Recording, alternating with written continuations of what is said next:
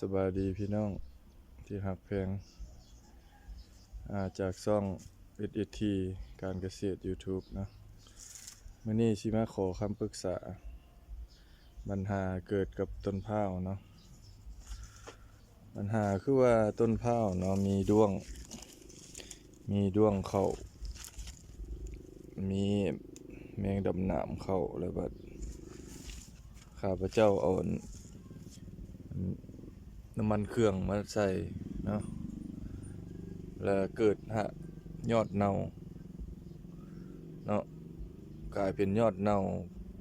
แล้วขอคำปรึกษาว่ามีวิธีแก้แนวใดบ่มันสิตายบ่หรือว่ามันยังสิฟื้นคืนได้อยู่หรือแนวใดเนาะมีวิธีแก้แนวใดเนาะขอคำปรึกษานำชาวเกษตรกรพี่น้องเฮานี่เด้อผิดพลาดแล้วพี่น้องเอ้ยอาจารย์ YouTube แนะนำท่านหนึ่งแนะนำมาว่าให้ใส่กันด้วงมะพร้าวด้วยน้ำมันเครื่องว่าซั่นใส่แล้วมีประมาณ 3-4 มื้อมีผลกระทบแบบนี้เนาะอ๋อสิได้เดี๋ยวบัดนี้ต้นพร้าวกำลังงามเจอปัญหาแล้วแห่งหนักกว่าเก่าบัดนี้นะยอดเน่าเนาะอาจสิเฮ็ดให้ว่าน้ำมันเครื่องมันร้อนเฮ็ดให้มันไหม้ยอดเนาะวิธีนี้บ่ได้ผลเด้อพี่น้องให้เป็นอุทาหรณ์เด้อวิธีนี้เด้อบ่ได้ผลในเพิ่นแนะนำให้ว่าเอาผ้ามาจุบน้ำมันเครื่องแล้วมาใส่ตามงามันนี่เนาะเพื่อกันด้วงเพิ่นว่านี่อันนี้ข้าพเจ้าสิได้เก็บออกบ่ล่ะนี่บ่ได้แล้วนี่เดี๋ยวหาวิธีน้ำหันล่างหลายๆใส่ไปใส่มานี่ยอดมันเน่าพี่น้องเอ้ยโอ้เสียดายผิดพลาดอย่างใหญ่หลวงเอาน้ำมันเครื่องมาใส่งามันนี่กันด้วงนี่บ่ได้ผลเด้อพี่น้องเด้อขอฝากนี่ยอดมันเน่าเบิดนี่ขอฝากเตือนชาวเกษตรกร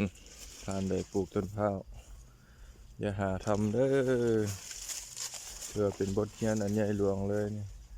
ต้นพร้าวกำลังงามนี่ยอดเริ่มเน่าลงหมดแล้วนี่แต่ละต้นใส่บ่ทุกต้นซะเลยนี่เนี่ยบัดนี้เนี่ยโอ้ยเป็นจังไดบัดนี้ผลงาน2 ปีเพราะว่าสิเฮ็ดให้ยอดมันเน่าตายเลยต้นพร้าวกำลังงามขอคำปรึกษาเด้อพี่น้องเด้อและขอฝากแชร์เตือน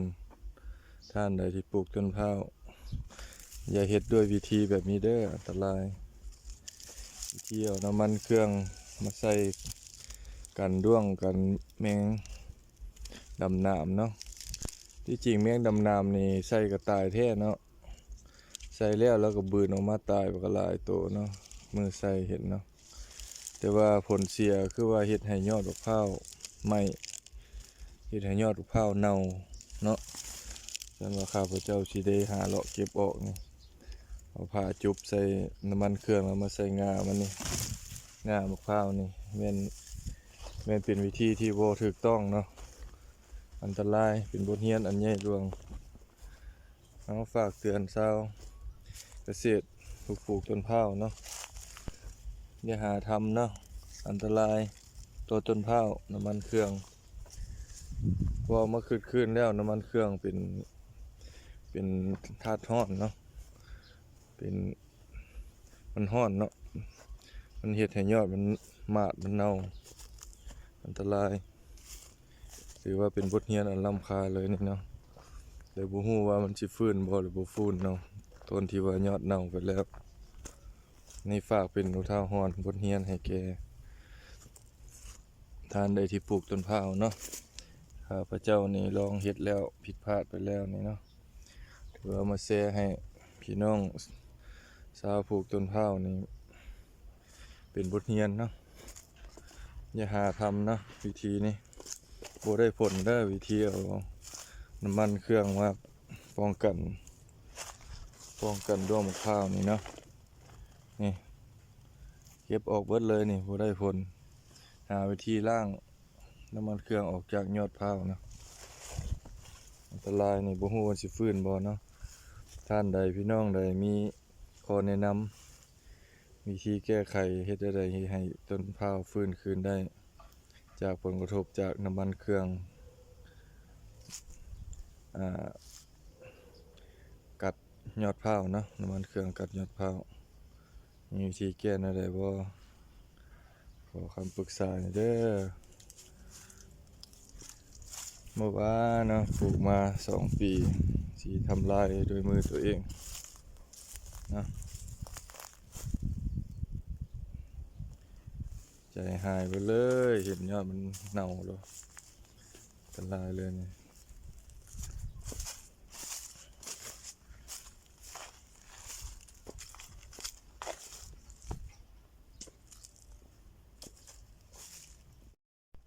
เอาข้าพเจ้าสิหาเก็บออกก่อนบ่ได้แล้วอันตรายเนาะผลงานแบบนี้นะเอาฝากกดไลค์กดแชร์บอกต่อๆถึงพี่น้องชาวสวนปลูกต้นพร้าวเด้อวิธีเอาน้ำมันเครื่องมาใส่ต้นพร้าวนี่ผิดพลาดที่สุดเนาะข้าพเจ้าเจอแล้วบ่ได้ผลเนาะเฮ็ดให้ยอดต้นพร้าวเน่าเนาะหรือว่าใช้วิธีอื่นเนาะนี่ข้าพเจ้าทดลองใช้แล้วอันตรายเลยนี่เนาะสร้างผลเสียหายเฮ็ดให้ต้นพร้าวตายได้เนาะบ่ฮู้ว่าสิฟื้นได้บ่เนาะยอดมันนี่นะขอบใจเด้อบรรดาท่านที่กดไลค์กดแชร์ฝากเตือนเป็นอุทาหรณ์เนาะขอบใจที่เข้ามาติดตามชมและแชร์เพื่อเป็นบทเรียนให้แก่ท่านอื่นๆที่เฮ็ดเกษตรกรเรื่องปลูกต้นพร้าวเนาะขอบใจ